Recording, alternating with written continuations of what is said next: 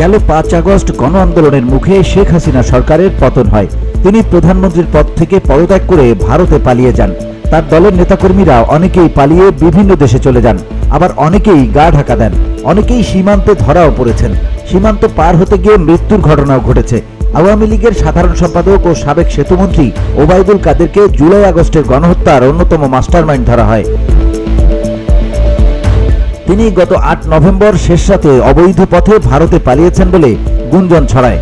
গুঞ্জনের পরের দিন মধ্যরাতে পুলিশ চট্টগ্রামের হালিশহরের শান্তিবাগে কাদেরের স্ত্রী ইশরাতুন্নেসার বড় ভাই নুরুল হুদার বাসায় অভিযান চালিয়েছে। সরকার পতনের পর আওয়ামী লীগের সর্বোচ্চ নীতি নির্ধারণী ফোরাম, সভাপতিমণ্ডলীর কয়েকজন সদস্য ও সাবেক মন্ত্রী এমপি সহ মাঝারি পর্যায়ের অনেক নেতা ভারতে পালিয়েছেন। তাদের কয়েকজন জানিয়েছেন ওবায়দুল কাদের ভারতের কলকাতায় পৌঁছেছেন বলে তারা শুনেছেন, তবে তাদের সঙ্গে সাক্ষাৎ হয়নি, টেলিফোনেও কথা হয়নি।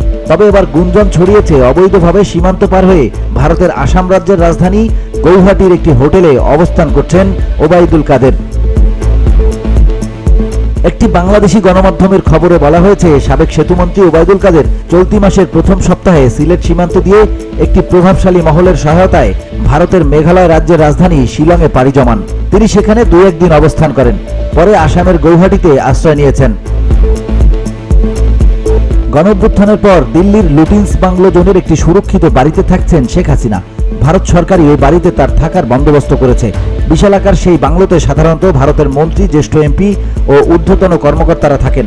মর্যাদা অনুসারে শেখ হাসিনাকে সেখানেই থাকতে দেওয়া হয়েছে। ভারতীয় সংবাদ মাধ্যম দ্য প্রিন্ট এক প্রতিবেদনে এ তথ্য প্রকাশ করেছিল। কাদের শেখ হাসিনার সঙ্গে সাক্ষাতের চেষ্টা চালিয়ে যাচ্ছেন বলে গুঞ্জন রয়েছে। গুয়াহাটি থেকে তার সঙ্গে যোগাযোগ সহজ বলে তিনি সেখানে থাকার ব্যবস্থা করেছেন। ভারত ও বাংলাদেশের কয়েকজন ব্যবসায়ী সহ সংশ্লিষ্ট একাধিক সূত্রের সঙ্গে আলাপ করে এই তথ্য জানা গেছে। সিলেট সীমান্তের সঙ্গে সংশ্লিষ্ট একটি সূত্র জানায়, সিলেটের গোয়াইনঘাট উপজেলা সংলগ্ন সীমান্ত দিয়ে চলতি নভেম্বরের প্রথম সপ্তাহে গভীর রাতে কাদের ভারতে পালিয়ে যেতে সক্ষম হন। পালিয়ে যাওয়ার আগে প্রায় মাসখানেক সিলেট শহরের ইসলামপুর পুরবী আবাসিক এলাকায় অবস্থিত ৫০০ কোটির বাসা নামে পরিচিত আলিশান বাড়িতে অবস্থান করে প্রভাবশালী মহলের সঙ্গে যোগাযোগ করেন। পরে এখান থেকেই অবৈধভাবে সিলেট সীমান্ত দিয়ে ভারতে পালিয়ে যাওয়ার পরিকল্পনা করেন। কয়েকটি সূত্র জানায়, কাদের সীমান্ত পাড়ি দিয়ে ভারতে পৌঁছে প্রথমে মেঘালয়ের শিলংয়ে অবস্থানরত সিলেট জেলা আওয়ামী লীগের পলাতক কয়েকজন নেতার সঙ্গে সাক্ষাৎ করেন। সেখানে আলাপ আলোচনা শেষে গুয়াহাটিতে অবস্থান করার সিদ্ধান্ত নেন তিনি। সেখানে থাকার কারণ হিসেবে শেখ হাসিনার সঙ্গে সাক্ষাতের বিষয়টি গুরুত্বপূর্ণ বলে জানায় একটি সূত্র।